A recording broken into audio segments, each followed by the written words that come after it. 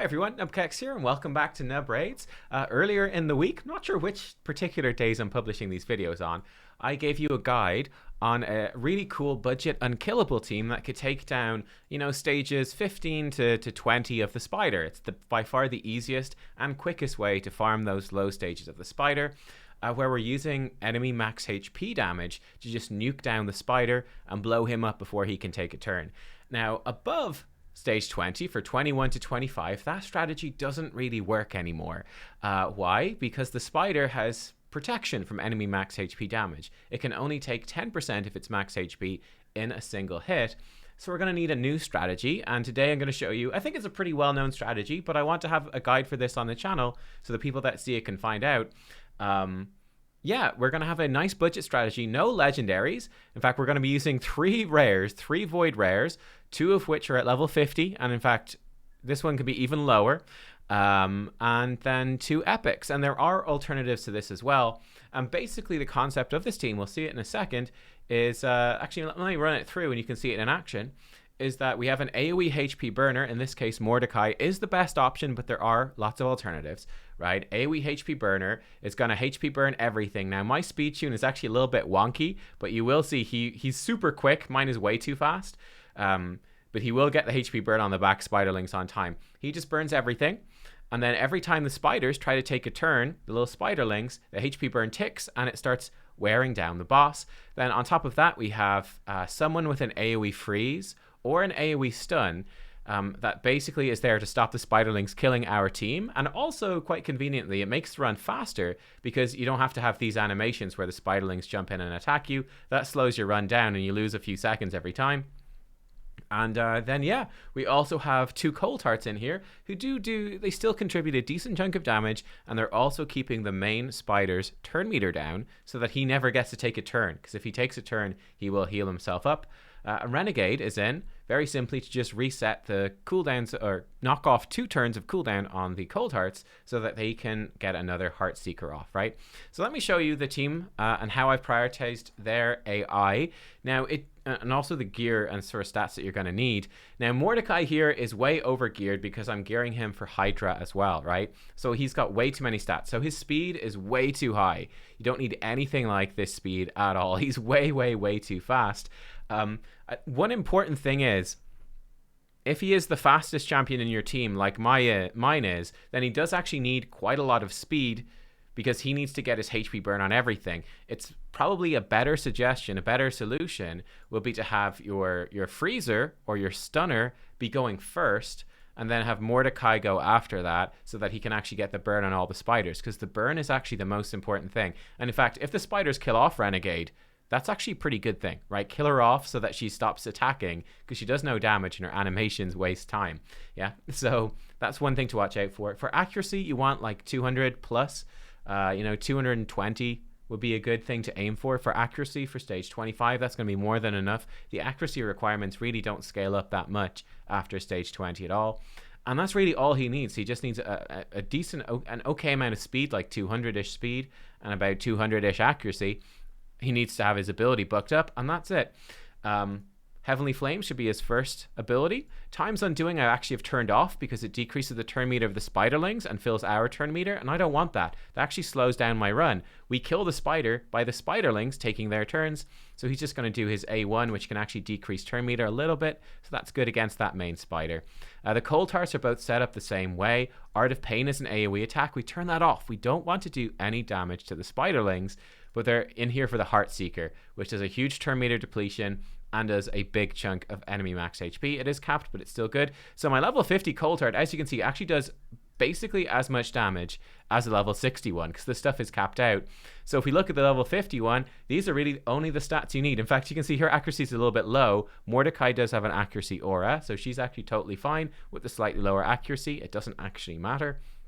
70% crit rate and then about 200% crit damage is actually totally fine. That's plenty. About 180 to 190 speed on those, again, is enough. One of the reasons that makes this so easy is Achak the Wenderin. So, well, first of all, this is the main thing he does. Frostfire Gale, which is an AoE attack when you fully buck it up, has a 3-turn cooldown, 90% chance to freeze all the spiderlings.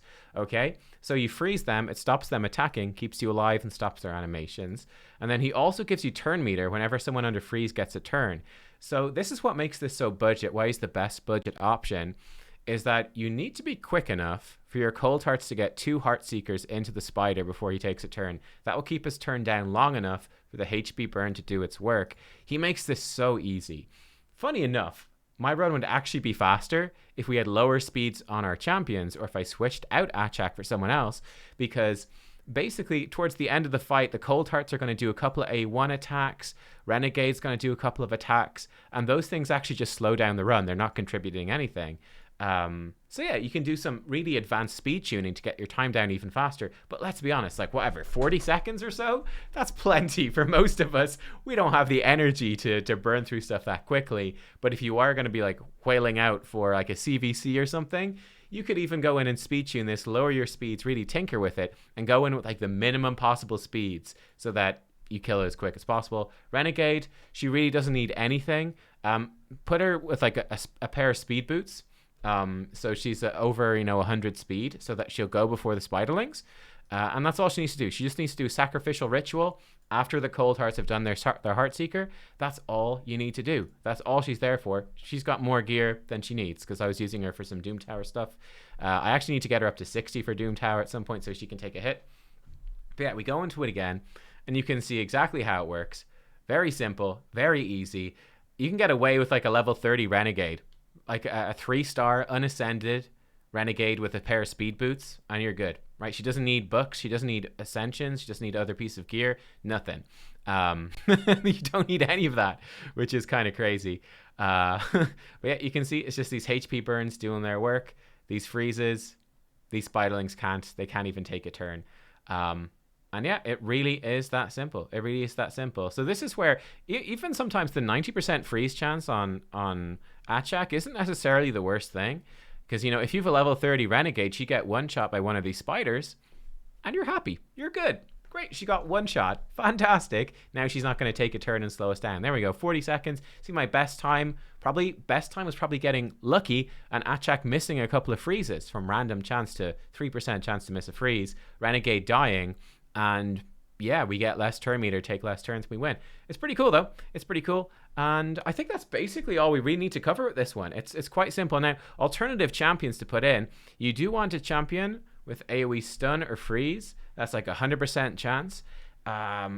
It's hard. I mean, you could, like, if you just need to clear this the once for missions but not going to farm it, you could throw in Sylve of the Drakes and hope to get lucky with Wingbeat Flurry. You could do that, and she could res up people if needed as well. That's not going to be a good farm method though. It's not reliable at all. You're going to fail all the time. But if you just need to clear it once, that can work.